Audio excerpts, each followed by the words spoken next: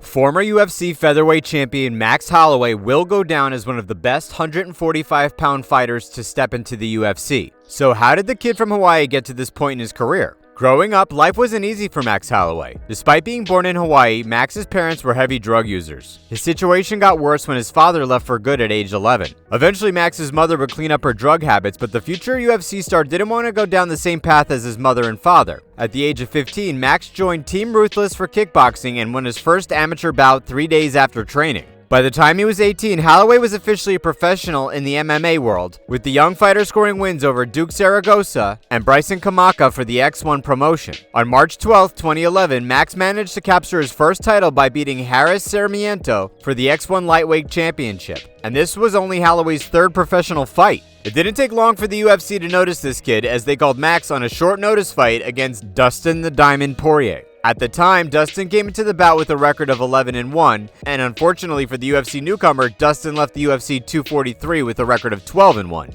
Despite the quick loss, the UFC prospect bounced back with an impressive win over Pat Schilling, Justin Lawrence, and Leonard Garcia. Before going on a 4-year winning streak, Max would suffer 2 more losses against Dustin Bermudez and former UFC lightweight and featherweight champion Conor McGregor. Following that big loss, Max had to work his way back up the division. And holy cow, the UFC star went through a tear in the 145-pound division. That all started with a TKO victory over Will Chope, and then Andre Fili, Clay Collard, Akira Corsani, and Cole Miller joined the list of names that were dropped by Holloway. The Hawaii native's resurgence didn't stop there. His wins continued against top fighters Cub Swanson, Charles Oliveira, Jeremy Stevens, and Ricardo Lamas. That's 9 freaking wins in a row. Max's performance finally earned himself an interim title shot against Anthony Pettis at UFC 206. So what kind of training was Max Holloway putting in for his dominant performances?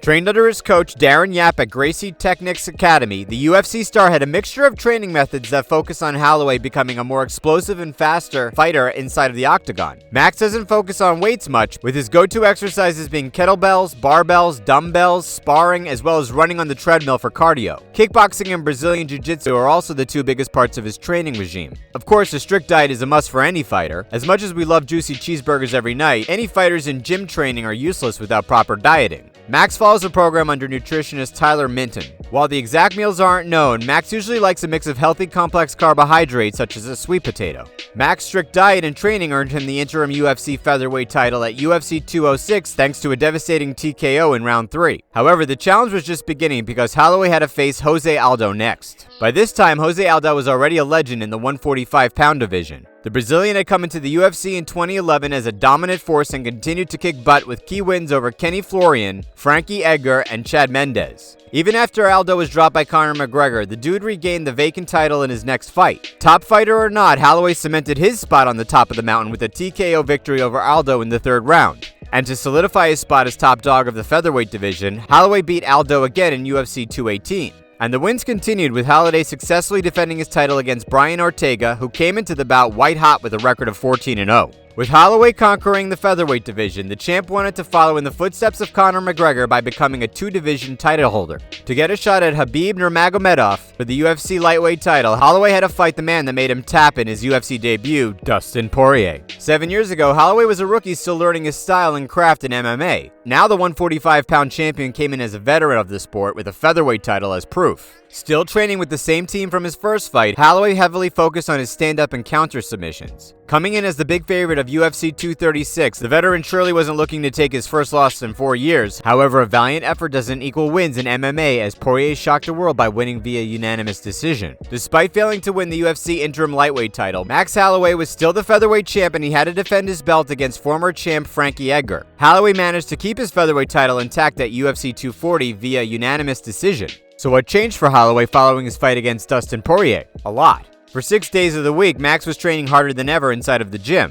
Monday, Wednesday, Friday was MMA training, Tuesday, Thursday, Saturday was Brazilian Jiu-Jitsu, and Wednesday, Friday was kickboxing pad work. Some of the intense workouts on his regime were the 3 sets of band walks, broad jumps, deadlifts, BB rows, squats, floor pedal bench presses, and band elevated single leg squats. Upping the intensity did wonders for the veteran based on his performance against Frankie Edgar. Unfortunately, Max Holloway's time at the top would come to an end thanks to another undefeated UFC featherweight, Alexander Volkanovski. This was the first featherweight loss for Holloway Holloway in 5 years, though the former champ gave a tough fight before dropping the belt. Since their first encounter was such a close bout, Holloway received another crack at the belt. However, the challenge was training during the coronavirus pandemic. The important change for the UFC featherweight champion is that he decided to stop sparring during his workouts. Holloway also worked with his coaches through Zoom because his gym in Hawaii was closed. The crazy thing about Volkanovski-Holloway, too, was that the fight was even closer than the first. Perhaps training on Zoom is the future of MMA. Many people felt Holloway won this bout, including the UFC president himself, Dana White. However, White always says, "Never leave it to the hands of the judges." And sadly for Max, the win just wasn't in his favor. Still, the 29-year-old remained optimistic about the future, and based on his strong performance against Calvin Kattar in January, don't be surprised if Holloway becomes a 2-time UFC featherweight champion soon.